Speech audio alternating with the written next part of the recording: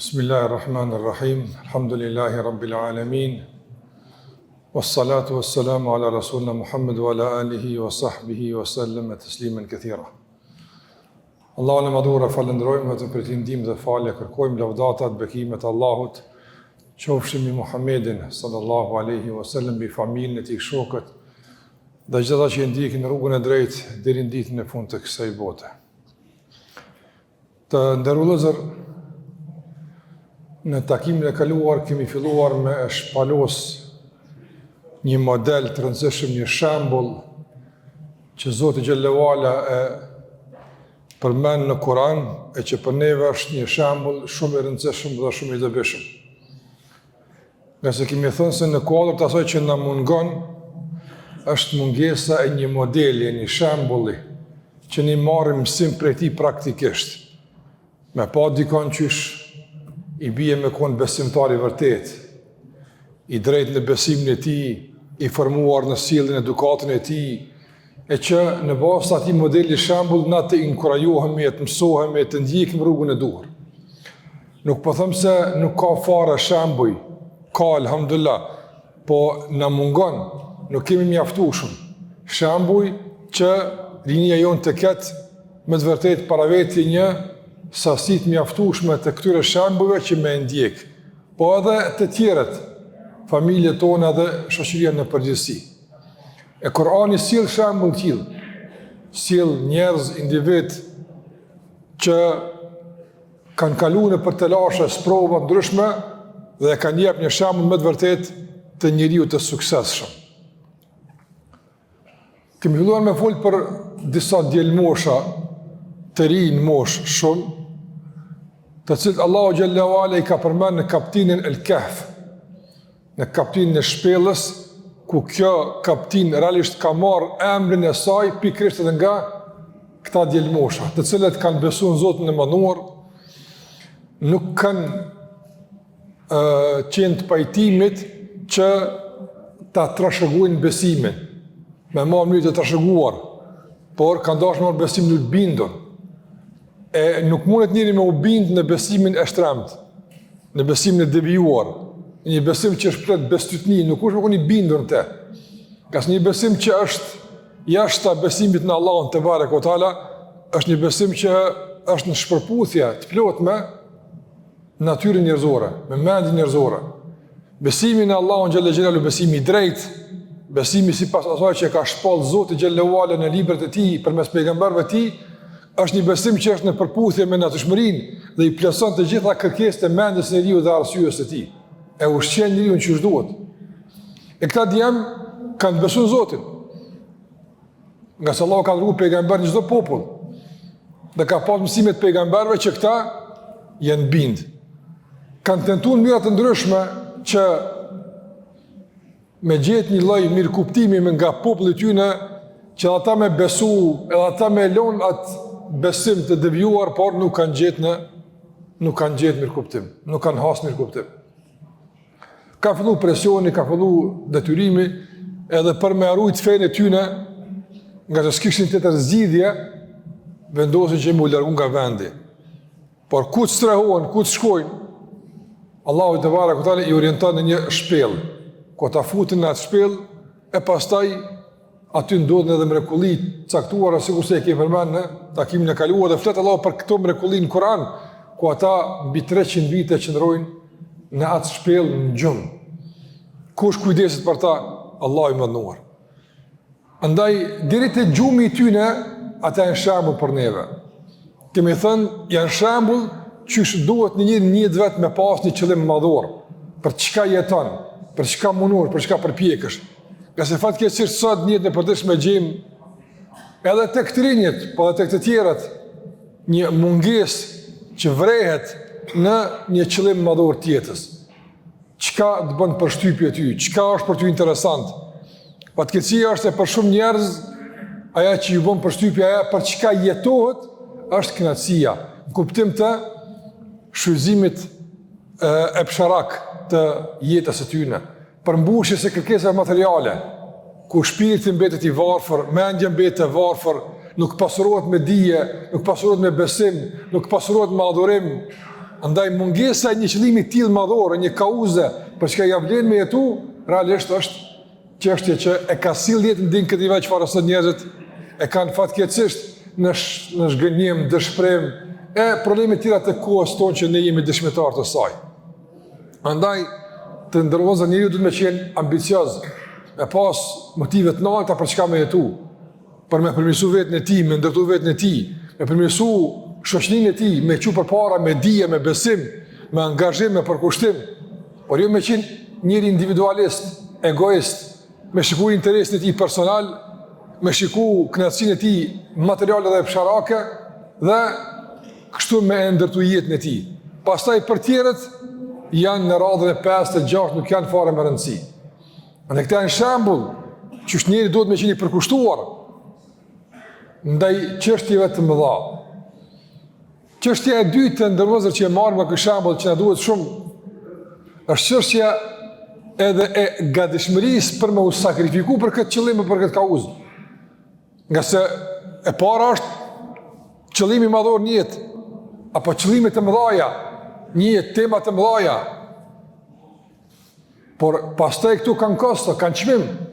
Nga se ai që ka qëllim të madh, një jetë, për shembull, me jetu si besimtar, i edukuar, i pastër në nderin e moralin e tij, i pastër në fitimin e tij, i pastër në ndërgjegjjen e karakterit e tij, do të hasë në probleme, do të hasë në pengesa, dhe pastaj do të shfaqet kërkesa për ta paguar çmimin e këtij qëllimi.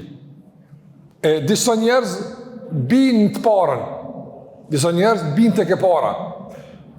Domethënë nuk kanë qëllim madhor në jetë. Jeta e tij është me hongër, me pi, e pas do bara me shku në pushim, që tu përfundon jeta e tij. Me pas një kerë të mirë, një telefon të mirë, me mujt me shetit, me mujt, që tu përfundon. Këta nuk e kalojnë as pragun e parë të asaj që këta djemt e kanë kaluar. Qëllimi i madh në jetë, sikur se ka përtej aspektit e fsharak, e përtej aspektit material. Por ka njerëz që kanë qëllime të tilla, kanë qef me pas qëllime të mëdha, kanë qef me qenë besimtar të mirë, kanë qef me qenë të edukuar, të moralshëm, të sjellshëm, të pastër, kanë dëshirë. Mirë po, të ndërlozur, nuk janë në gjendje me pagu çmimin e kësaj. E në dunja gjithçka ka çmim. Edhe ata që në rrugë të gabun paguajnë çmim. Normal. Edhe ata lodhen. Edhe ata kanë nga një pengesa. Edhe aty nuk ju plotësojnë gjitha dëshirat. Edhe ata kanë. Mirë po që epshi u ahieshon këto pengesa edhe, do me thonë, janë të gatshme e pagu koston që paraqit në rrugë për me i përmbush kërkesat e fsharake. Por qysh me konje besimtar, këta djenë e paguan koston, u sakrifikuan për me rujt besimin e tyre. Këta me dëshirë nuk dolen nga, e nuk u larguan nga populli i tyre, nuk u larguan me dëshirë, por me imponim, me detyrim. Sikur që ndodhe me pejgamberin alayhi sallam në hijrat, e që jemi tash në përkujtimin e hijretit.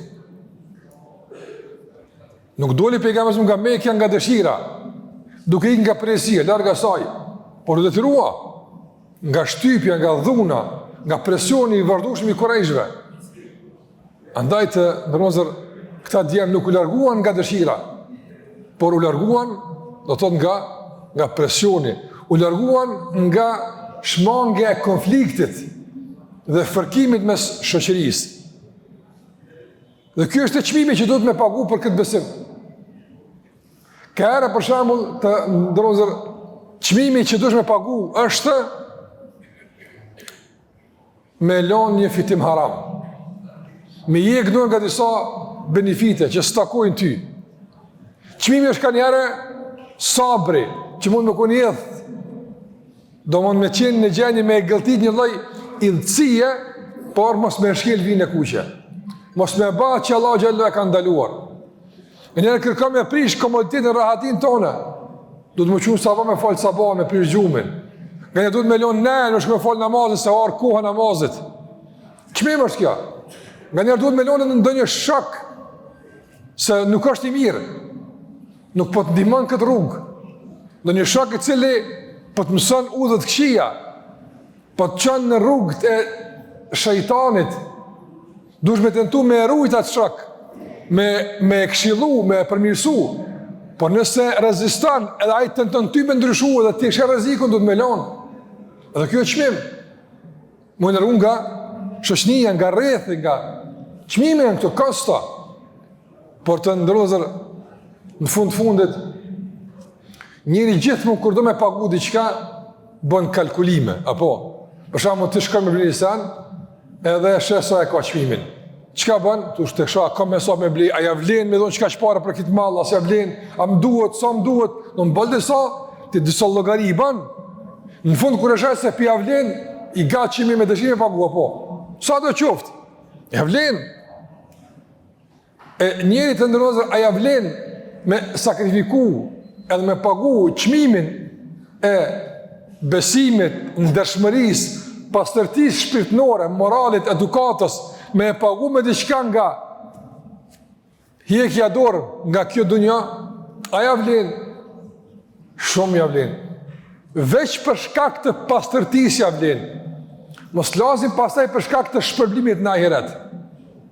Domethënë të ndërozër, realisht, njeriu para se me pas besimin, para se me pas aftësinë me kuptu çka besimi, çka është pastërtia shpirtërore, çka është e mira, çka është e keqja, para se me arrit në këtë nivel njeriu, ai ka të integrum, e ka domethënë të brymosur mrena vetes tij një natyrshmëri të pastër që Allahu xhallahu ala e ka kriju njeriu së bashku me të.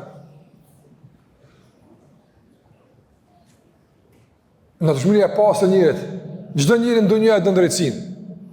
Apo me çkur është i prisht. Çdo njeri në dunjë e don ato që është e pastër, pas me koni prisht. Prandaj natyrshmëria është ajo që realisht e udhëheq njeriu ka e mira. E ka njerëz që e kanë të prishur këtë natyrshmëri. E kanë të qëroditur, të çrregulluar këtë natyrshmëri.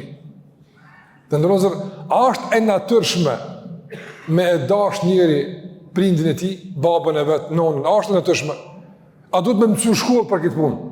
E natyrshme është. Hala pa shku shkollë, fëmia bën mas nonës, bën mas babës. Hala pa shku shkollë, kush e ka mësu? Allahu xhallahu ala, natyrshme ka këtë punë. S'është diçka kjo që duhet me pas besim për këtë punë me pas. Po besimi pastaj i haruan, ja kultivon. Gjitha këto janë rregull, ka nevojë për besim këtë aspekt. Po fillimisht i duhet kush? Natyrshmëria e pastër. Kur kjo natyrshmëri prishet, nuk është aktive, nuk është funksionale, atë njeriu realisht është në gjendje edhe për interesat e tij me lën prindin vet, me lën pa shërbim, me lën pa kujdes. Pse kam punët e mia, unë kam planet e mia një, çfarë plan e ka me zgjeru pasurinë, me zgjeru rahatin, me sa prindin e ka lën keq. E kjo apikav janë kjo.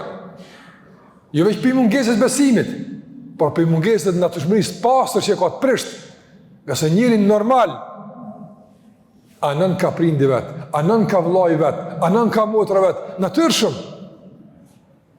Për ndaj të ndërozër njëri, veç ka aspekti i natyrshmërisë dhe qetësisë së shpirtit edhe ndërgjegjes, ja vlen me koni mirë. Ja vlen me koni mirë. Ja vlen me mirë njerëzve, ja vlen. Veç që kaq me koni ja vlen. E ku është kënaqësia e Allahut, e ku është shpëllimi i Allahut, e ku është xheneti, e ku është përjetësia, e ku janë këto tjera që realisht e hypin çmimin shumë të kësaj sakrifise dhe gatishmërie për ta paguar çmimin që je i mirë. Sa të ndërmozër me koni mirë nda mese, bo kja bosh dhe objekti taljes, bojnë hajgare me ty. Apo, i thushti këtë mave se marre, o nuk bëmë mërë kja punë më bukso, bojnë hajgare me ty, që marre? Ska marre, normal, se ata që s'kanë marre, jo që nuk kanë besim, po ata as natyrshmëri njerëzore nuk kanë ma. Nga se njëri, si kur se thash, para besimit, natyrshëm ka turp, natyrshëm. Prandaj, ai që realisht e ka dëmtu natyrshmërin deri në këtë nivel, talët ma që i thot masë është marrë, masë zban, masë nuk është haku jëtë, o masë nuk është nderi jot, kjo është nderi huj, nuk bën prek në nderi tuaj, kështu me radhë. Ati si funksionon, domthonë përgjigjen këtirje. E për këtë kategori njerëzve, padyshim se, domethënë me I thonë që Allahu shpërblen, si duket interesant kjo punë. Por është nëse Allahu xhallahu ala e udhëzon. E për një musliman që në dëshmëria e tij është e pastër, funksionale, ai është në gjendje me pagu çfarë do çmimi që kërkohet me pagu brenda mundësive të tij që I ka për me rujt besimin e tij, me rujt nderin e tij, me rujt moralin e tij, me rujt karakterin ndërhyrje e tij. Jo, thot, absolutisht. Shikoni të ndërruar Jusufi alayhis salam. Ta shembull që Allah I ka përmendur në Kur'an, janë shembull që duhet na mi ringjall, mi përsërit kohë pas kohe, që të marrim mësim për tyne, se Allah I ka përmendur për me marrë mësim në për tyne. Jusufi alayhis salam ishte I bukur shumë. Dhe gruaja e udhëhecit, kryeministër, me pozitë madhe në shtet, me ndikim të madh. Çka ndodhi? U dashuron në tri. Dhe përveç kësaj, kërkoj për ti që, domethënë, me bëjë një punë të pamoralshme. Ja mbylli derën edhe I tha, afrohu, eja tekun. Ai tha, maadha Allah, Zoti mos e bëf, çfarë? Ku e bëjnë këtë punë? Kjo është punë në dytë, punë e pistë. Çështja e zinas, amoralitetit, marrëdhënieve intime jashtëbashkërtore, është punë e fllisht, punë në dytë. Me cenu, me ndyt në derën e vetë njëra, apo në derën e dikujt, është punë e keqe, është nga haramet më të mëdhaja. Dhe filloj me u lëru për derës. E aja, filloj të ashtë dhe me të rikë, për nësë sa e ka të rikë, ja ka qëky robën, këmishën ja ka qëky nga të reqe e madhe. Du të kogja shumë me ngri njëri me ja qëky këmishën. A I tha, kur se për e këtë, a I të ikë, a I të rikë, edhe të dere janë taku me burrin e saj. Edhe ka në doja mu arsjetu, edhe pse faktet kanë qenë të qarta se aja e ka bosherën. Faktet kanë qenë të qarta se Jusufi ka qenë duke ikë, duke u largu për kësaj thirrje të ndytë, djallëzore. Me që thatë, pushtetje bënd vetën, ndikime bënd vetën. Dhe e përdori, më dje, e keq përdori pushtetin me e kërsnu Jusufin alisa me I tha, ose ki me bo këtë punë me mu, ose ki me shku në burg. Tash çmimi I moralit cili ishte? Me u privu nga liria. Çmimi I moralit, s'ka tjetër. Nuk ishte të tërzidi Jusufi a.s. ishte I dopt me rezistu. Aja tha, ose pajtohesh, ose shkon në burg. Çka tha Jusufi a.s. Që shembulli? Denë këtë drejqë dhe pëse rrallë dikuj në dunjaj bëvakia kështu. S'ndodhë kështu. Njerëz hiq pa u kërcnu me një joshje, me një fjalë, Zot na ruaj, jam syn udhët këshia atë. Madje vet e nisin ngacmimin, vet e nisin provokimin. Allahu na ruaj. Kjo as nuk e nisja, as provokoj, as kur që s'buni, udhës vet. Megjithatë, të ndërvëzër u sprovua me pagu çmimin e të qenërit I pastër. Me pagu çmimin e të qenërit I ndershëm. Çka tha Jusufi? Tha, Rabbi sijnu ahabbu ilayya mimma yad'unani ilayhi. O Zot, me çka ar puna te qito? Me çka ar puna s'kam të tërzidhje, o me ra në punë në dytë, o me shku në burg, tha burgu për mu është më I dashur. E pranoj burgun, e pranoj padrejtsin, e pranoj me u privu nga liria, e pranoj rrezikun e futjes në burg, sa ti kush çka ka, e pranoj krejt, ama nuk pranoj me ra në punë dyta. Shikoj të vëllezër, njerëz të pastër, njerëz me ndërgjegje të pastër, me besim të lartë, me lidhje të fuqishme me Allahun xhallahu ala, nuk mund të pranojnë me unë njollos, me unë dytë. Paguajnë çmim për këtë punë, sprish punë, ama nuk njollosemi. Sot nuk ka kësi rrezikshmërie, nuk ka kësi kërcënimi, por megjithatë dëgjojmë jo rrallëherë punë dyta, madje edhe shpesh herë raste të shkurorizimit për shkak të tradhtive bashkëtorë. A nuk është e turshme kjo? A nuk është marrë me ndodh kjo? A nuk është marrë? I martuar, pastaj kërkojmë partner jashtë familjes, jashtë dhomës bashkëshortore. A nuk është e turshme kjo? A nuk është, jo vetëm jo islame, po edhe jo njerëzore, jo parimore, në shpërputhe me natyrën njerëzore është kjo. Pse? Nga se njerëzit nuk kanë qëllime një të mëdha, thash, jeton për një kneci, për një epsh, për një mundësi me shfrytzu qaqe, që aty e ka funin. Se kur kish me pas qëllim të lartë, një jetë, qëllim me pas besimin e Allahut, ruajtjen e nderit, ruajtjen e pasurisë, fitimin halal, me pas, ajo është një paguajtje për këtë punë. Kur? Qase kjo për mua është më e shtrajtë se kjo që më afron një mua. Kjo për mua është e lirë, kjo bile hiç vlen për ta më dhon kurrë. E paguajnë çmimin me sabër, me frenim, me përkushtim, me lodhje, me djersë me fitu, jo me fitu mbi qafat njerëzve, e mbi djersë në halkut, po vetë e fitan. Nuk dan me fitu me mashtrim, me korrupcion, me dredhinja ndryshme, s'pranon kur. Po jetë keq, qëre s'ki shpi, qëre ku e meti, që shokët e tu ku ka shku, ku dojnë le të shkojnë. Unë e paguaj çmimin që nesër fëmia e mi morit me halal. Që kjo është njeri që merr shembull nga djelmoshat. Paguaj çmimin. Prandaj të ndërlozër, çdo kohë që njerëz kalojnë, i ka sfidat e veta, i ka problemet e veta. Edhe baballarët tanë kanë pas oferta nga më ndryshmet që me pati standard më të mirë njerëzor. Ndoshta më korruptu, ndoshta më ushit për armikut, me ble, me shit toka, me ec, me vojt, po s'kan dashur. Kanë qëndruar, kanë vujtë, kanë jek, po kanë paguajtur çmimin e dashnisë për atë dheu në emrin e Zotit të Barekotala. Kanë pas lloj lejoshi, ata kanë pas, po kanë paguajtur çmimin me fukarallëk, por me halal. Andaj dunjaja ka çmim. Gjithçka ka çmim. Edhe i keqi e thash e paguani çmim, patjetër. Por besimtarit me konë ma i gatshëm pagu çmimin. Ma stabil me pagu çmimin e çkafit. E stabilitetet në besim pastër. Me rujt nderin, me rujt karakterin, me rujt moralin e tij, e pagu çmimin. E derin çfarë niveli njeri mund të jetë i gatshëm me pagu çmimin, e kemi shembull kanë këta djelmoshat që Allah flet për ta. E këta janë shembull, djem 3. Edhe këta kanë pas për vetë jetën e tyre, perspektivën, kanë pas për vetë domun shumë ëndra, iluzione, ideja. I kanë lënë. E pamundshme. Nuk mundesh ndryshe pas me koni devijum. Atëre unë largona për këtu. Nuk muj me shit besimin tëm për çfarë do lloj ëndre.